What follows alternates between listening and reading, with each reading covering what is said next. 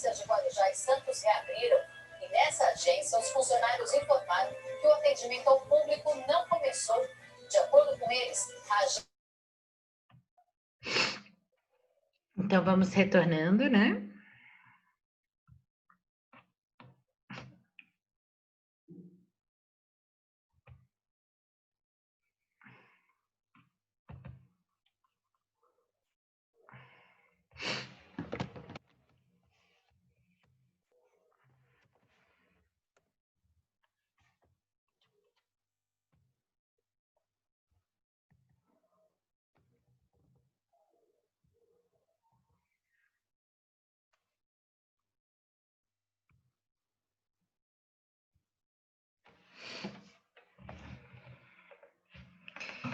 Então, como que a gente estava falando, né? Os anestésicos, eles tendem a diminuir, eles tendem, na verdade, a não deixar com que o corpo termorregule, tá?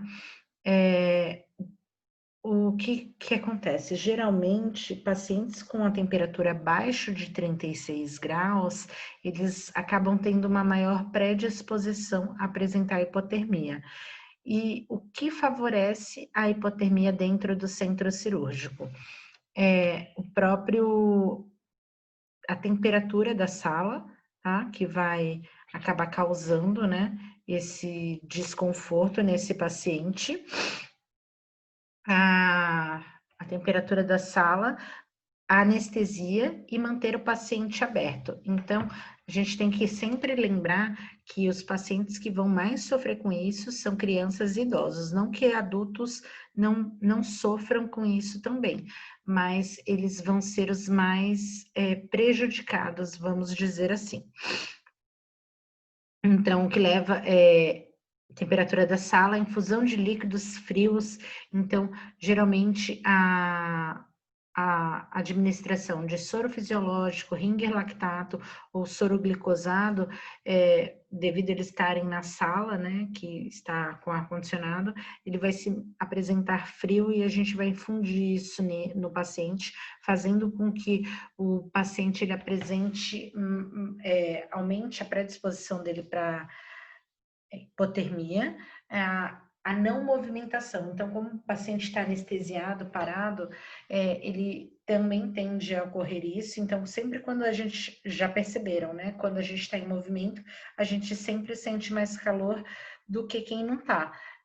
Eu fui dar aula hoje, né? Na escola, e lá eles estavam com o ventilador ligado. Eu estava morrendo de calor e todos os alunos morrendo de frio. Por quê? Porque eu estava andando para lá e para cá em pé e os alunos estavam parados. É a mesma coisa que funciona no nosso corpo, né? Então, o paciente estar parado aumenta o desconforto, né? E acaba apresentando hipotermia. A idade avançada, cavidades abertas. Então, quanto maior a incisão cirúrgica para realizar o procedimento cirúrgico, uma chance maior desse paciente apresentar uma hipotermia, tá? E a própria anestesia em si, ela também causa esse processo. Lembrando, né, que o aquecimento desse paciente, ele tem que ser gradual, tá? A gente nunca pode utilizar bolsas de água quente ou algo do gênero. E quais seriam algumas formas de nós aquecermos esse paciente em sala operatória?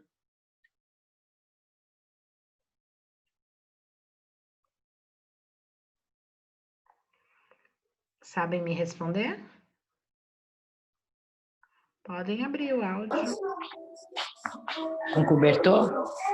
Então, dentro de sala operatória, as partes que não estão sofrendo procedimento pode aquecer um lençol ou algo do gênero, mas nós podemos também fazer isso utilizando aquele colchão. Se lembra que eu comentei sobre um colchão que ele parece aqueles colchões infláveis, só que ele é feito de TNT com o aquecedor, tá? Ele vai aquecer as costas do paciente, né? Diminuindo a chance dele perder calor. Tá? Após o procedimento, o término do procedimento, a gente pode aquecer esse paciente com cobertor também. E a gente pode fazer bolsões de ar. Como que a gente faz esses bolsões de ar? A gente coloca um lençol nesse paciente e coloca um cobertor por cima. Entre o lençol e o cobertor, a gente coloca esse aquecedor. Ele vai fazer uma bolsa, né? Uma bolsa de ar quente e com isso vai aquecer mais rápido o paciente. A gente não deve utilizar bolsas de água quente, por quê? Vocês sabem me dizer o porquê que a gente não deve utilizar bolsa de água quente? Não sei não, professor. Porque pode queimar a pele do paciente, professora? Oi? Porque pode queimar a pele do paciente? Não, mas alguém chuta alguma coisa? Camila, ontem você não entrou na aula, né? E hoje chegou atrasada, é isto? Não, também não.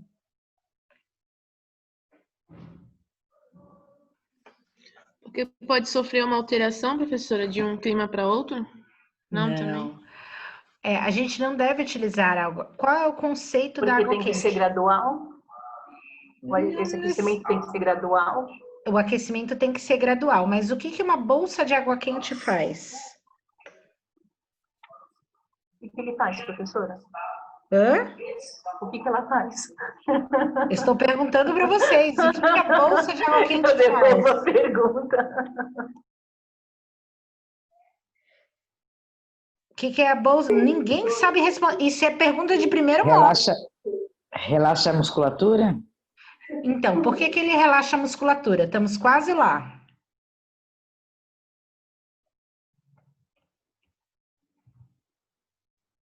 Porque ele está aquecendo, não é?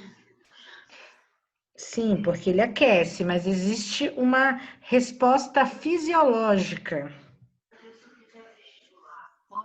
Professora? Porque ele faz vaso... Isso, a Ana. Exatamente. Ele faz vasodilatação, tá?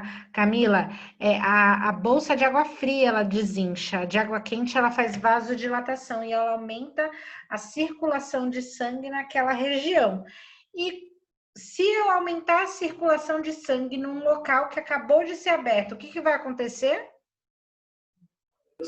Vai ter sangramento.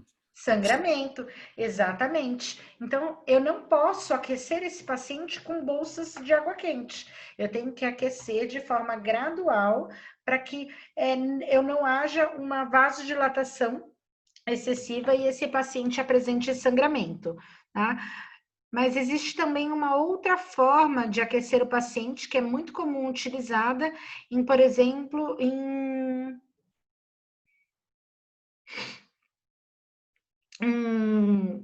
SAMU, em ambulâncias, resgate. Cobertor térmico? Térmico. Então, aquele cobertor térmico de alumínio, sabe? Sim. Então, às vezes, o que esse cobertor ele faz? Vocês sabem?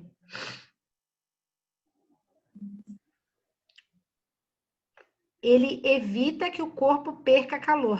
Perca calor, é. Ele faz com que o corpo não consiga perder calor. E aí, com isso, o paciente consegue aumentar a sua temperatura, tá? Eles utilizam muito em pacientes que estão molhados, né? Que sofreram afogamento e tudo mais. Quando eu falo sobre esse tipo de... Oi, pode falar. Então, agora eu entendi. Então, por isso que quando eu assisti um filme que uma criança cai no gelo e os bombeiros chegam e eles vestem com esse negócio. Agora eu entendi. É tipo para esquentar o corpo, né? Na verdade, não, ele não esquenta, ele impede que o corpo perca a temperatura. E automaticamente, com isso, a temperatura do paciente sobe. Ok. Então, não é que ele vai aquecer o paciente, ele vai impedir que o paciente perca a temperatura com isso. tá bom? E aí funciona da seguinte forma. Então, nós sempre devemos ter a consciência disso para evitar complicações a esse paciente. Essa hipotermia, ela é normal e ao passar a anestesia, o paciente retorna à temperatura corporal normal. O ideal é que a gente não deixe essa temperatura cair muito, né? Para não causar complicações para esse paciente, até mesmo desconforto. E é muito comum quando a anestesia está passando, principalmente quem toma anestesia RAC, a pessoa ficar se tremendo. Por quê? A temperatura tá baixa e a anestesia está saindo. E aí o paciente, ele se treme para gerar energia, gerar calor e aumentar a sua própria temperatura. Mas durante o procedimento cirúrgico, quando essa anestesia ela está no auge, esse paciente ele não consegue fazer isso. O alumínio seria para esquentar. O que seria para esquentar? Aquela manta de alumínio. Não é para esquentar, é para impedir que o corpo perca calor. Interessante. Tá vendo? Ó, toda aula vocês aprendem uma coisinha nova. É verdade. Às vezes, as coisas que a gente fala acaba parecendo maçante, mas cada professor, ele demonstra de uma forma que a gente fica com um olhar diferente, Sim, verdade. né? E aí você consegue assimilar de uma forma melhor. E aí a gente tem também a hipertermia maligna, né? Que nada mais é que um distúrbio geralmente associado à alteração cromossômica, tá? Do cromossomo 19, mas ela também está presente em pacientes onde eles têm um aumento muito grande, significativo. Pode deixar. Eu acho, Camila, que eu enviei no e-mail da sala, eu não tenho certeza. Tá? Eu acho só. Então, a hipertermia maligna, ela está associada ao cromossomo 19, tá? Então, uma alteração desse cromossomo 19. Ele se dá pelo quê? Ele rouba o cálcio, ele altera, né, a bomba de cálcio no organismo desse paciente. E geralmente está associado a pacientes onde eles têm uma musculatura muito grande, né? Então, pacientes altrofilistas e pacientes que têm o gene, a alteração no gene 19. Muitas das vezes as pessoas só acabam identificando que elas têm a hipertermia maligna quando vão fazer um procedimento anestésico e acabam tendo os tipos de complicações, né?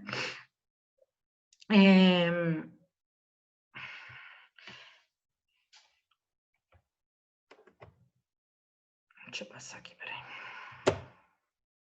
Então, pacientes musculosos, né? E aí, o que ela causa? Então, a hipertermia maligna, ela causa uma alteração no mecanismo da bomba de cálcio, como eu já havia falado para vocês, né? Impedindo que seja armazenado, proporcionando um acúmulo de cálcio. E, então, os pacientes que eles são, vai fazer o quê? Um acúmulo de cálcio na musculatura, impedindo essa bomba de cálcio. E isso leva a alterações, aumenta a contração muscular, então esse paciente fica como se a perna, já tiveram cãibra de madrugada? Eu já tive, gente, é terrível. A perna fica Sim. totalmente rígida, Já. o paciente, ele vai apresentar esse tipo de sintoma, tá? Ele vai apresentar também alterações da frequência cardíaca,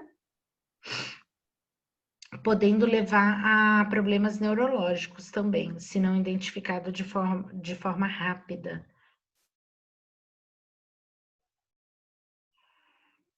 Então, o paciente fica com taquicardia, hipotensão, né, a pressão baixa, o débito cardíaco diminuído, podendo ter oligúria, né, que é a ausência da urina, e isso tudo pode levar à parada cardíaca, tá? O paciente ele pode apresentar uma temperatura também elevada e algumas complicações. E geralmente essas complicações elas se iniciam de 10 a 15 minutos. Geralmente, assim que inicia o procedimento anestésico, a gente já começa a ver as alterações. Por isso que é de extrema importância o técnico de enfermagem. Professora, Oi. só me tira uma dúvida. Hematúria é sangue na urina, não é? Hematúria é sangue na urina. Obrigada. Tá? E aí, por isso que é de extrema importância o técnico de enfermagem estar sempre acompanhando o monitor cardíaco, tá? Porque quando a gente já identifica uma alteração na frequência cardíaca e na pressão arterial, a gente já consegue identificar e o médico já consegue utilizar algum medicamento para estar sanando isso.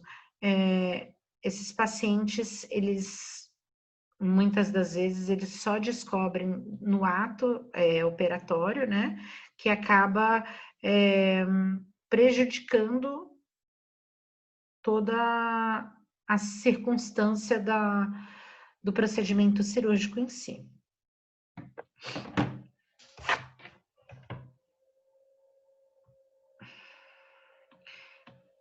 O tratamento nada mais é do que interromper a anestesia e a hipertermia maligna, ela causa um aumento desse metabolismo. Então, todo o corpo ele começa a trabalhar mais rapidamente e quando a gente tem algo no coração que o nome é nó sinusal e a gente precisa de cálcio, potássio, e todos vários outros tipos de eletrólitos para que ele bata num ritmo de forma adequada. Quando há uma alteração nisso, ele também, o coração, ele acaba tendo uma sobrecarga maior, tá? Podendo apresentar disritmias e outras complicações. E aí ele leva a desequilíbrio eletrolítico justamente por alterar essa bomba de cálcio, né? Então, é de extrema importância que a gente, durante todo o procedimento cirúrgico, a gente acompanhe o desenvolver, né, do procedimento, tanto nos sinais do paciente, quanto no próprio procedimento em si. A gente tem a coagulação intravascular, né, que nada mais é do que a formação de um trombo, tá? Devido aos cortes. Então, o corte que é feito no tecido, ele pode gerar um trombo e esse trombo poder causar se soltar um pedaço dele e parar no pulmão, podendo dar como que é o nome, gente? Embolia pulmonar. Embolia pulmonar, exatamente, tá? E isso ocorre muitas das vezes, né? É muito comum em cirurgias traumáticas. Por quê? Porque essas cirurgias traumáticas, o paciente sangra por muito tempo internamente, né? E aí, o processo de coagulação se inicia formando esses trombos e podendo se desprender e parar na região cerebral, no pulmão e tudo mais.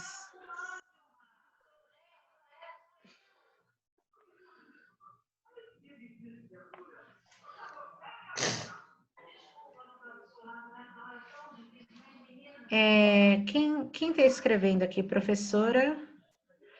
Ah, sabe aquele senhor que eu falei que não queria ir no médico? Falei para ele hoje. Abre o áudio.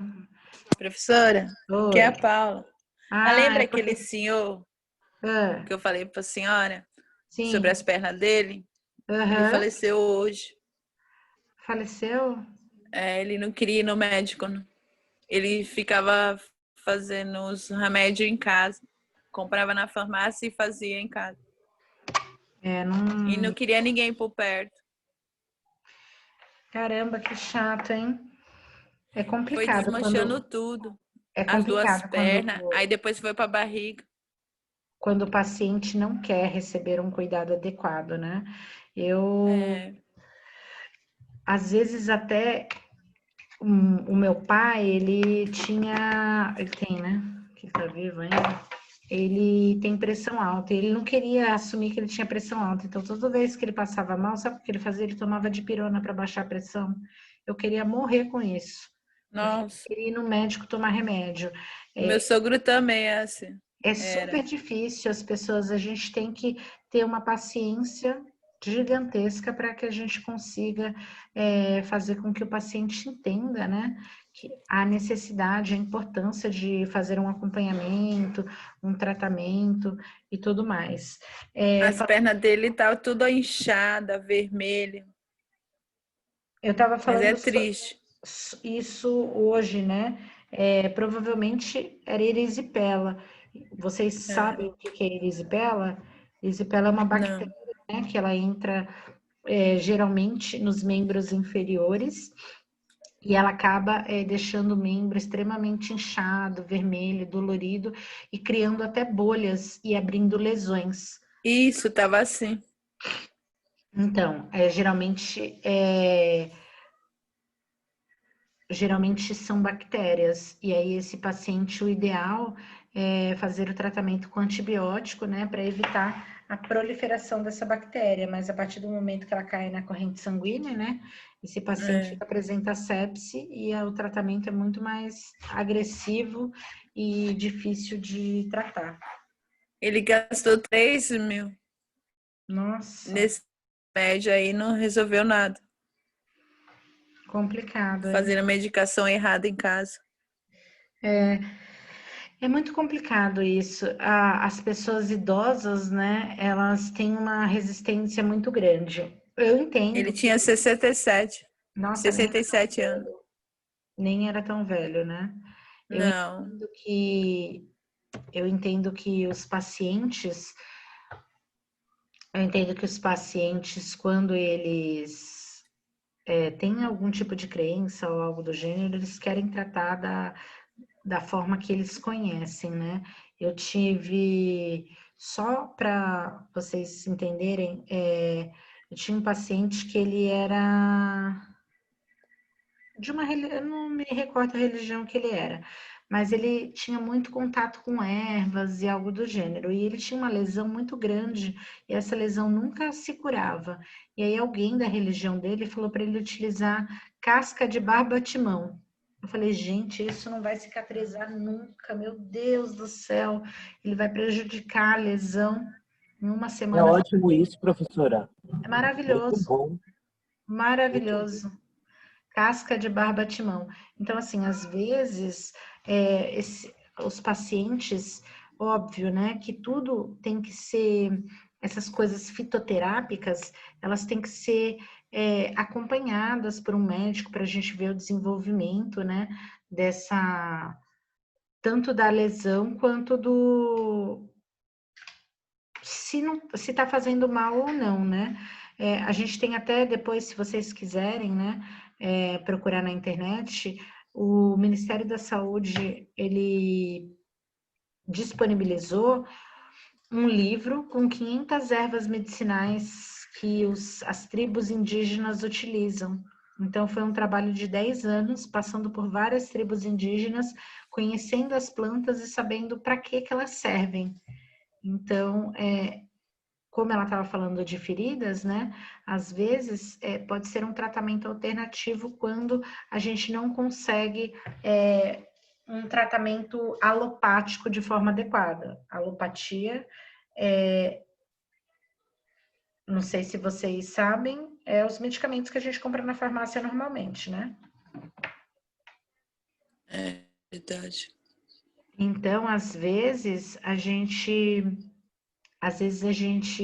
consegue, né, fazer isso e tratar sempre acompanhando para ver o desenvolvimento.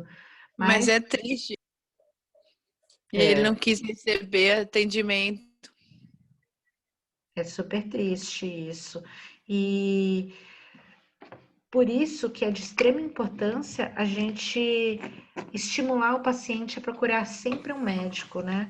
A gente desmistificar. Quando, principalmente os mais velhos, eles acham que eles não precisam. A gente tem dois tipos de idosos, né? Os que não saem do médico e os que não passam nem na porta. A gente tem que trabalhar com esses dois de formas diferentes, né? Desestimular, não precisa toda hora ir no pronto-socorro, mas o outro fazer pelo menos exames de rotina, um acompanhamento adequado para evitar que chegue numa complicação que a gente não consiga tratar, né? Então, verdade. É de extrema importância que a gente faça isso para que a gente consiga dar um tratamento adequado e uma melhora da qualidade de vida desse paciente. Um dos fatores que os homens morrem antes do que as mulheres é justamente isso. A mulher, todo ano, ela está lá fazendo o Papa Nicolau dela, né? Passando no ginecologista. Mas tem pessoa que não gosta não, professora. Vai falar de Papa Nicolau, chega até cor. Mas as mulheres costumam frequentar mais médicos que os homens. Verdade. Eu sou uma pessoa que eu gosto de ir em médico e de ter várias opiniões. Eu não gosto de ir em um só. E isso me dá uma segurança maior, né, para fazer qualquer tipo de procedimento ou algo do gênero. Eu, por exemplo, quando eu engravidei, eu fui em vários médicos, pedia vários exames, só para vocês terem uma ideia.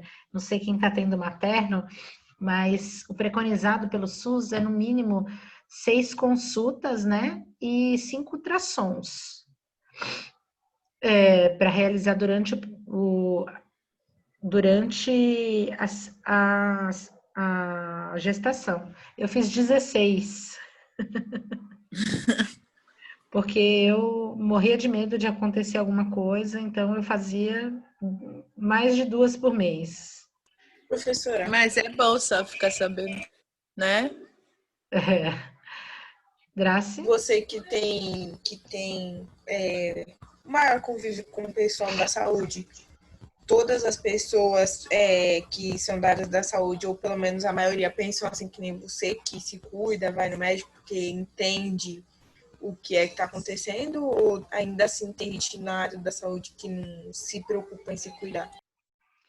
Sempre tem, né? Algumas pessoas que elas acabam não se cuidando, mas geralmente é porque, assim, muitas das vezes,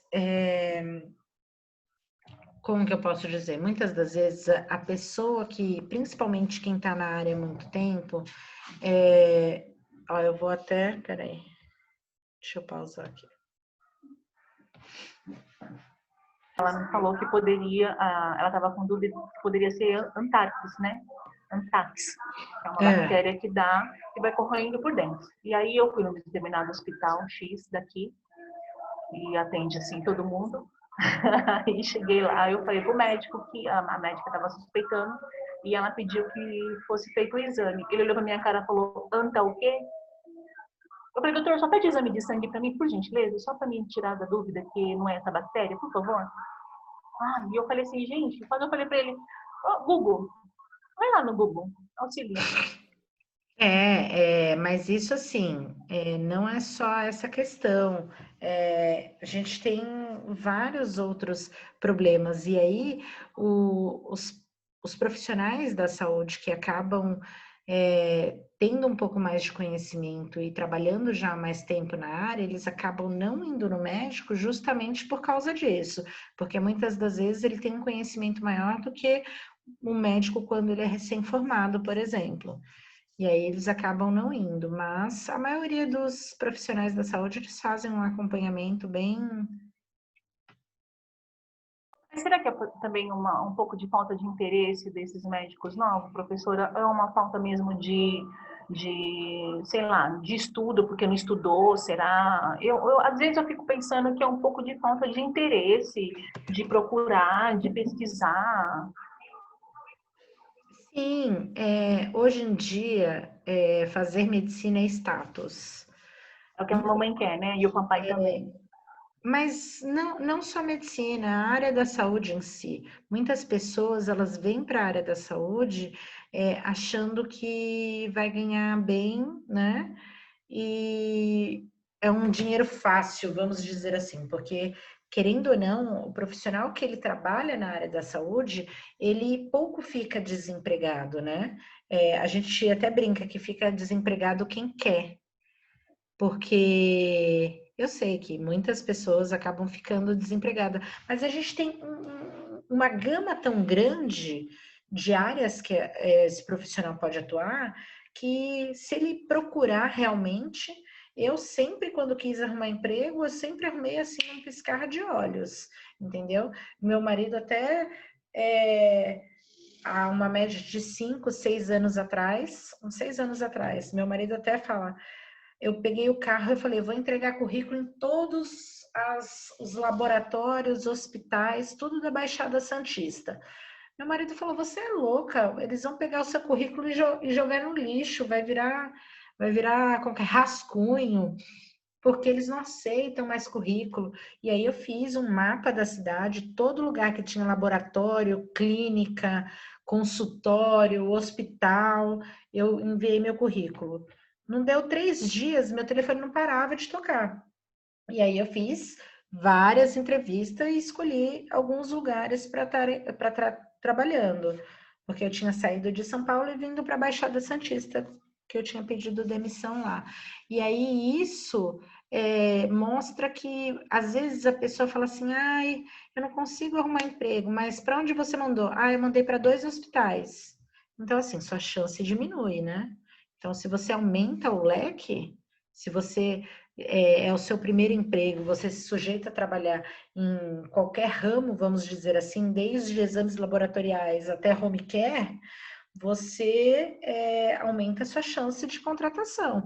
E com isso você pode subir de carreira, né? Subir de carreira, aumentar o seu currículo, né? Fazer com que você ganhe mais experiência. O primeiro emprego geralmente é difícil, né? Hoje em dia, para quem acabou de se formar, está extremamente fácil, né? Por causa da pandemia, porque eles estão precisando muito de profissionais da área da saúde. Mas... Isso é verdade.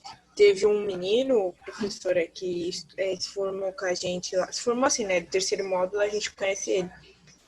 Pegou o Corém, acho que foi em maio, no final de maio mesmo, ele já estava trabalhando. Mas ele tá no PAN da rodoviária e tá na Santa Casa. Eu falei, caramba, que sorte. Eu acompanhei alunos que ficavam desesperados. Professora, eu preciso pegar meu Corém porque eu fiz prova, eu já passei, pelo amor de Deus, preciso da documentação da escola. E aí a escola sai correndo com toda a documentação para que esse aluno consiga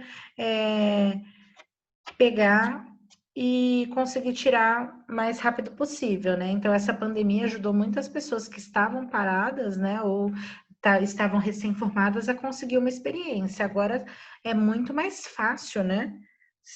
Tá conseguindo após isso, né? Mas não desanimem. Às vezes o primeiro emprego não é muito fácil, mas depois que você arrumou um primeiro emprego e você cria uma certa experiência, você acaba escolhendo os empregos.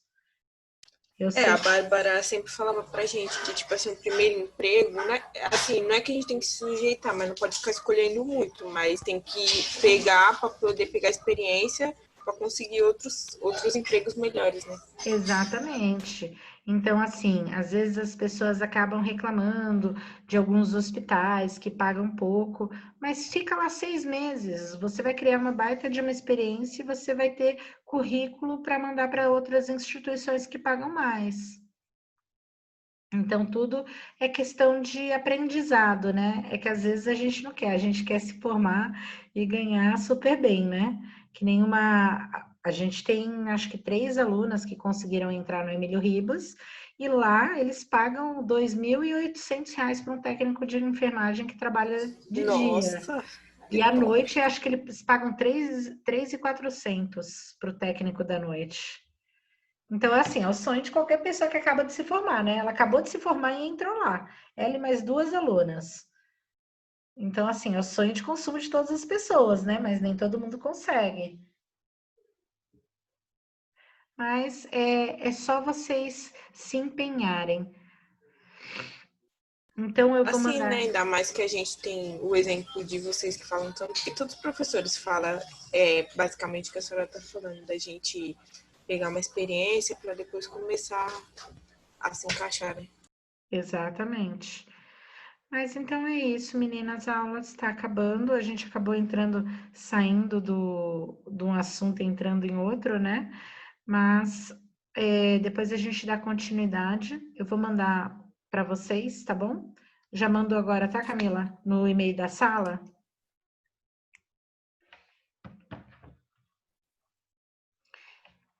E aí a gente dá continuidade semana que vem, tá bom? Boa noite, professora. Então tá, até mais. Boa noite, professora.